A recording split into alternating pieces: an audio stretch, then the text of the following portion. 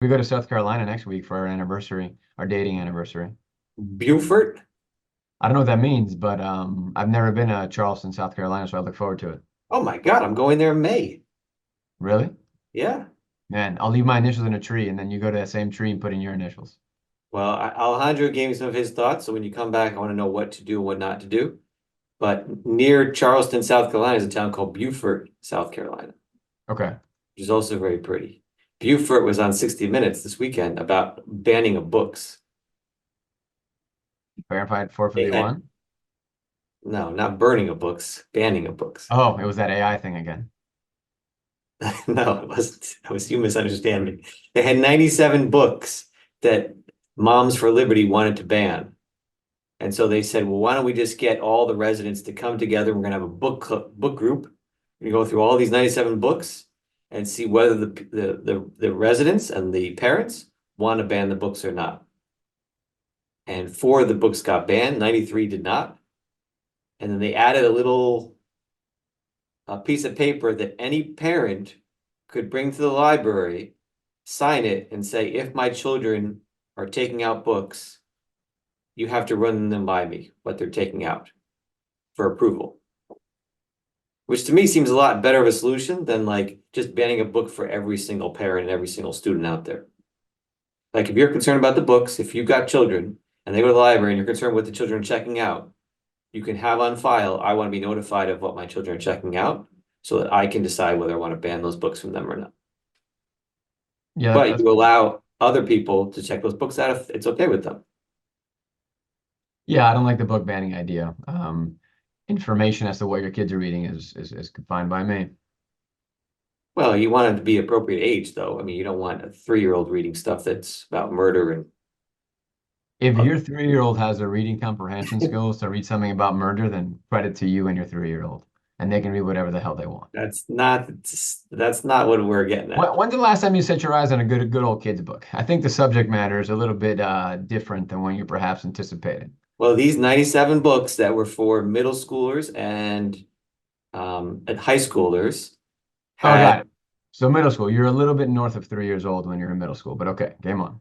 it's the same argument though, whether they're 3 or 15, there's age appropriate material. No, I understand, but your ability to digest said material is materially different when you're 3 years old versus you're a middle schooler. Thank you, Captain Obvious. This is going to be a great episode. I can tell already. Energy is a little tough, listener, viewer, Yeah, something. there's going to be some disagreement on this episode, that's for sure. Oh, I don't care what you can tell me NVIDIA's up. I'm going to tell you it's down, buddy, no matter what you say. The audience, You how know what? you I'm know going to die on what every you're hill. talking. I'm jumping on every sword because you should know what that means. I didn't hear what you said. If that dude, that I thing is killing. Hold on. You're jumping on every short. Sound like you said something like that. I'm jumping on every sword, falling on every sword, dying on every hill. They can take our freedom, but they can't ever take. Okay, and that's a cold open for you. Enter William Wallace. That they may take our lives, but they'll never take our freedom! Welcome to episode 53 of Talk Your Chart. I am Marcos Segura here with Brett Horowitz, and off we go on episode 53. BH, my first chart is inspired by, I think, your favorite poet, Robert Frost, and the two-road thing that you know very, very well. And one of the themes that's come highly into play at the beginning of the year and now is where the Fed is relative to interest rate cuts now that they have said they're done hiking. And we do hope they're done hiking. So one of the biggest disconnects that seems to have presented itself is that this market rally has been fueled by simply rate cuts. But now we find ourselves with what the chart is articulating from September of 2023 to now, you saw a clear correlation, at least a direction of the expected number of cuts and the movement of the S&P 500. And now you get this big deviation. So I'm going to read from our good old friend Sam Rowe here, just to kind of frame it a bit. So one of the largest disconnects in the market, as illustrated by this chart, has been the market's ability to keep rallying, even as the number of expected rate cuts between now and the end of the year has practically been cut in half. right? So earlier in the year, markets were pricing in just under 7 cuts. By now, it's below 4 after briefly dropping last week to 3. For anyone operating under the premise that it's been nothing but a Fed-fueled rally, this divergence has to make you think differently. If it is nothing but a Fed rally, then what's causing this? Brett, what do you attribute this to? So my take on this is that everyone, as far as I understood, thought we needed the rate cuts because the economy was going to go into recession. We thought the economy was too weak. We thought that these high interest rates would constrain spending. It would lead to lots of layoffs. It would lead to companies not making as much money. What we've seen is that even with high inflation, it hasn't come down as fast as we'd like. Even with high interest rates that now keep getting pushed back to maybe the summer or the fall, the economy is doing just fine, just doing well. People are not losing their job. People keep spending money. As high as inflation is and prices are, doesn't seem to stop people from going out to eat and going shopping and going out to restaurants and doing trips. So I think we're now seeing that it's not doesn't need to get cut because everything's fine in what's going on in the economy. I think You that's well disagree? put. No, I don't think you can, because if you disagree with that, you're just disagreeing with the data. And the data says that the economy is still chugging along. And thankfully, because here's the other part, because if inflation was still a problem, then this chart probably looks a lot different. That blue line is reacting most likely differently. If inflation was still a prevalent issue, this would be different. But the Well, reality is we have a strong economy, but it's slowing. The slowing the Fed needed and wanted is happening. yeah, I mean, look, inflation it was 0.4 last month, right? So annualized, it's a high number. It hasn't come down as But fast it's as we always high want. in January, right? It's always high in January, This is even with February seasonal too. adjustments. That always happens. This was February, but you're right. It was high in January and it's high in February.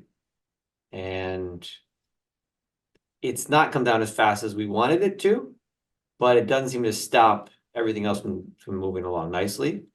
But it was also in line with expectations. Maybe to your point, that's why the market did not react. We all thought, I oh was my about to God, say, 0.4. expectations are everything. We know that at this point, the markets are leading indicators, and the markets only care about surprises, right? Whether that's the upside or on the downside. The market expected a higher print because the beginning of the year, there's always a higher print. That's how the CPI and the PCE kind of work on lags. So this flows. I'm going to change charts. Did you have something else? I was just say 15 all-time highs this year alone for the S&P 500. That is more important than anything else statistic-wise. Yeah, but I was getting 5% on my money market fund. Isn't that great?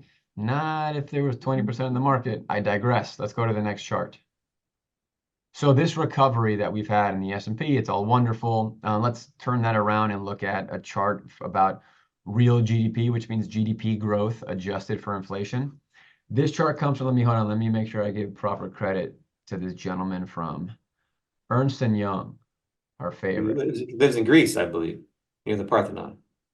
He's right next to the Parthenon. Yeah, he's got a nice little duplex next to it. I don't remember this guy's name, but he's the chief economist at Ernst & Young. And this was cited. So this chart, if you look at it, it takes into account from 17 to now. It shows the obviously massive drop in 2020 from COVID and shutting down economies and the recoveries. And the point this gentleman is trying to make is that the US economy is indeed in a league of its own. So the question for you, how much do we have to thank the overspending for this wonderful recovery? So I'm pulling this from an article that was put together by Claudia Sam. She has a little Substack. And in this one, she's calling it Big Fiscal is a Big Win for Americans.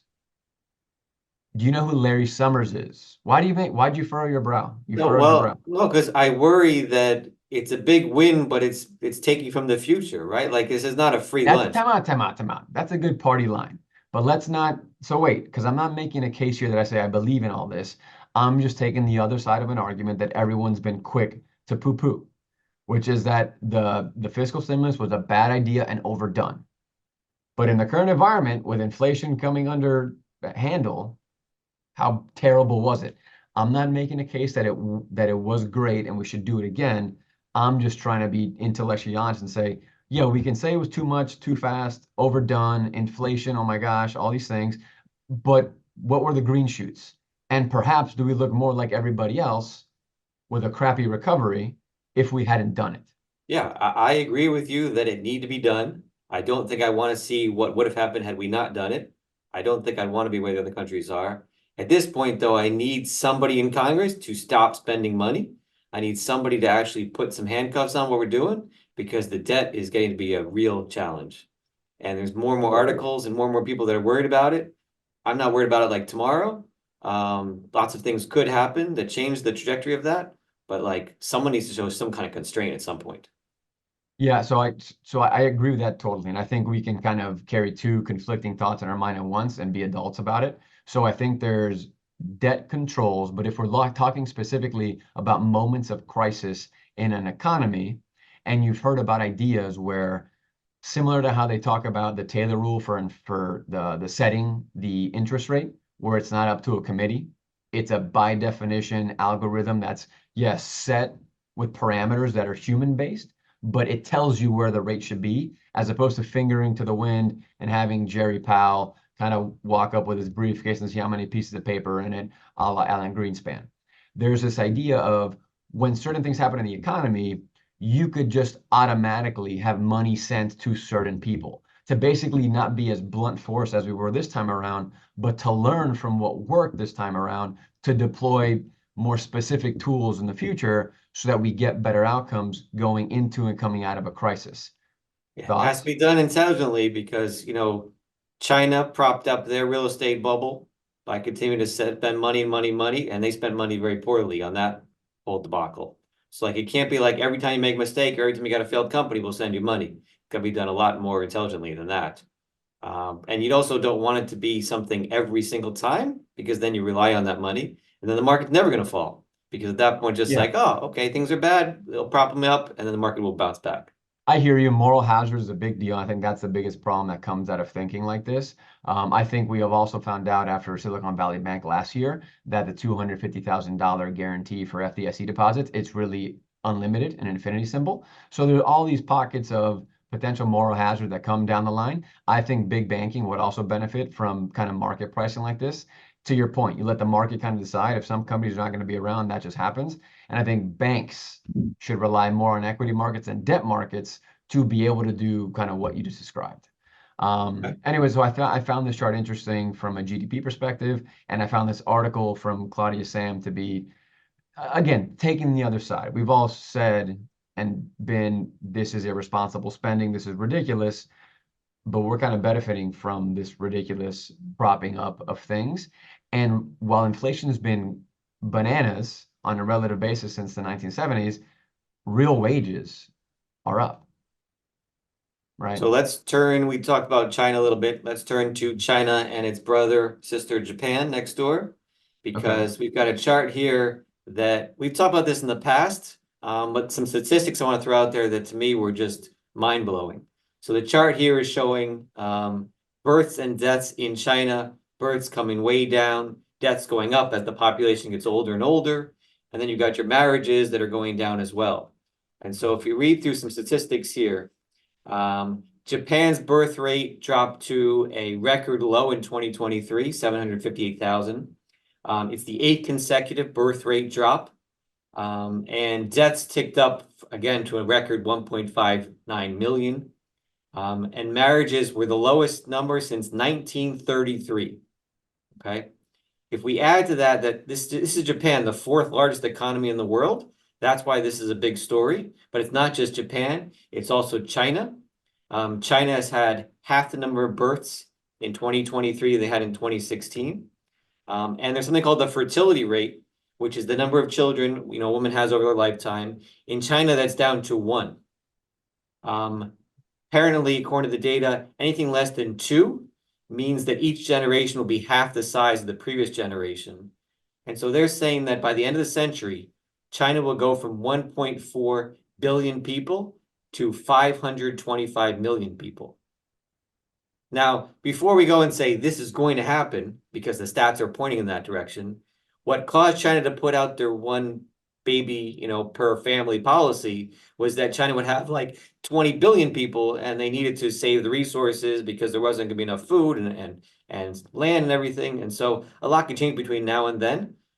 Thankfully, we're not as in bad shape because we've got a lot of immigrants coming in and we still have, you know, more people getting married and having births than they are, but it's all leading in that direction, which is, this is a bad sign for the economy long term. Yeah, you can't fight demographics. The US's fertility rate in 2007 was 2.1 or 2.2%, and now it's at 1.6. I shouldn't say percent, it's not a percentage. It's just 1.6 births. So to your point, it's under 2, which you don't want. You can't fight demographics, and you want that. And I think it is a falsehood to do the whole resources are limited to a fault, which is what China did and what is happening to Japan. I've heard this more than once, and I've read it more than once, that the entire US population can live in the state of Texas. Right.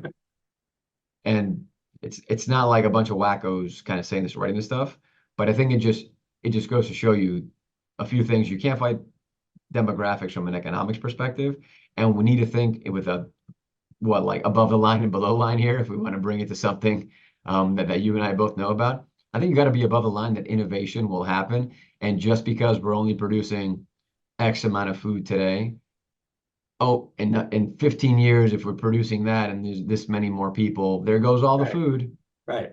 It was like when peak Extrapolate. oil in the 1970s would happen, and then now we find that we have fracking, all the other things. Oil is the perfect example of that. Yes. But let's make sure that we let immigrants come into the country, not, you know, as many as can be as many as we want. But they do a lot of jobs, and we do need them to help maintain Social Security and do a lot of things that other people don't want to do. So I don't want Yeah, open borders, but we do all want the some. talent. You know what we'll do next episode? We can solve immigration. That's what we'll do. Okay. Perfect. Yeah, no president has in like 50 years, but sure, we can do it. Yeah. Us, you and me, 20 minutes, easy. So switching topics to online savings rates. This is one that beyond just these names here that are all at over 5%. We use Schwab's money market's over 5% as well. So again, listener, viewer, if you're not getting 5% or even close to that on a money market, you got to move it to something higher paying because there's lots of options out there for you. But what was fascinating to me was a story about the underbelly of these interest rates and what these firms are doing to make it harder to get the 5% rate. So the example we start off with was a bank called UFB. I don't know what they stand for. They had a product called savings.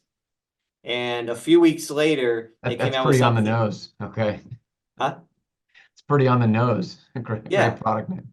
However, they decided we're going to make it a little bit better. And so a few weeks later, they came out with reward savings. Reward savings had a higher rate, 2.2%, than just their savings at 1.8. And then you know what they did after that? 8 more times they added different savings. They had a best savings, a preferred savings, a priority savings, and now a secure savings.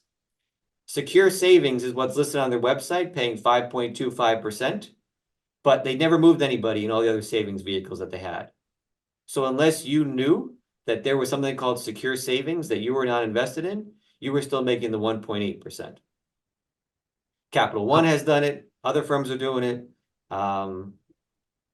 We see a lot of clients who have these online accounts who think this is great. I'm getting this 5% rate. And when they look into the details, they're not. They're getting point something or 1 point something or 2 point something. I'm just confused. I don't know. You just said so many things, and I don't know if I'm earning 1% or 6%. You got to look in the account to find out what you're earning because they don't move you along when the rates go up. They just open a new savings account. You know, just like the hedge funds, when one hedge fund fails, they close it down, open something else up. You know, you might be in a low paying interest rate account. So Yeah. public service announcement, look at what you have, make sure you're getting a high rate. Odds are stacked against the consumer. Good luck. Okay. Last chart here that I'll wrap up with is NVIDIA's been in the news every single day because the stock does not go down. What company is it? I'm sorry. NVIDIA, have you heard of it? What do they do?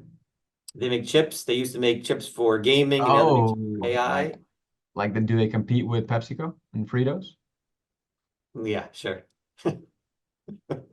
So here's a chart going back to the beginning of 2023, their stock price, which is now was $855, basically a share, an all-time high. It's up like thousands of percent the last couple of years. I'm being exaggerated, but it's up a lot. And then we compare that to their price to earnings ratio. You know, how expensive is the stock versus the earnings? And we can see that that's come down. So kudos to them that this is, while it's expensive stock still, it's less expensive than it was last year because they're making a killer amount of earnings. But that leads me to clients to be wary of a couple things here, which I was not aware of. So recently, they make 80% of the market for chips, okay, for AI chips. Apparently, Intel, Micro Devices, Google, Microsoft, and others are now making their own chips. So there's some competition out there for these chips. In addition, one of these companies, which NVIDIA did not name in the article that I was reading, accounts for 1/5 of the sales of the chips of NVIDIA. If that company pulls out, makes their own chips, find another company to make their chips, that's a huge impact to the stock price. So I guess my point would be, as it has been, there's a lot of risk in owning NVIDIA. You can't get the past returns, so to think that you're going to buy this thing when it was at 180, it's now 850, and like that's going to repeat itself, probably not likely. But B, there's like I said, risk out there. This thing could fall quite a bit soon if these other companies get out there and make something even competitive. This is the beauty of competition. Jeff Bezos said it best, and this was like in the late 90s. Your margin is my opportunity. NVIDIA owns 90% of that market. There's no freaking way that's going to stay that way. They know that, and the market knows that, and that's totally fine. If they keep innovating, they'll win because they'll be Google. But look at Google right now, facing some trials and tribulations because they've gotten too damn big. So NVIDIA is first mover. It's awesome, good for them. Their margins will come down because that's what capitalism does. And there's a company called Grok, not Elon's Grok with a K, but Grok with a Q, GROQ, who was a private company, still is a private company. It's been around for 15 years, maybe a little bit less, 10 to 15 years. And now it's suddenly an overnight success. Why? Because they are competing away some of it NVIDIA's margin for the innovation that they've been able to put in play. Obviously, I have zero idea how this stuff works because holy Lord, that stuff all over my head. But they basically have an AI gen tool that's just faster and cheaper. And it provides a platform to all these engineers to come use the platform and do things instead of doing it with NVIDIA stuff. What's it mean? I have no idea, but NVIDIA is paying attention. That is the beauty of innovation. That company has been around for 10, 12 years, treading water, just staying alive. And boom, out of nowhere, they're going to take away some of the margin from NVIDIA. NVIDIA's got to look over their shoulder, but thankfully, they get to look at it from a very, very, very kind of ahead first place. Well, yeah, I mean, they switched from gaming to AI, so maybe they'll switch again to something else, right? And just change what they're doing. I don't know where the story ends, but it's interesting to see. It's propelled a lot of the growth in the stock market, but how much growth is still left there? We'll see. I have no idea. It's fun to watch. I'll tell a little check-in. The top 10 stocks in the S&P 500 are now 33% of the S&P, which is a record high, looking back to 96. And the earnings contribution is 23%, which is not Good for them. ridiculous. It's down, but they make up 33 of the value and they provide 23% of the earnings. Every 10 years, half of the top 10 in the S&P changes. Okay, well, let's have them keep going because that'll be good for the stock market as a whole. Till next time.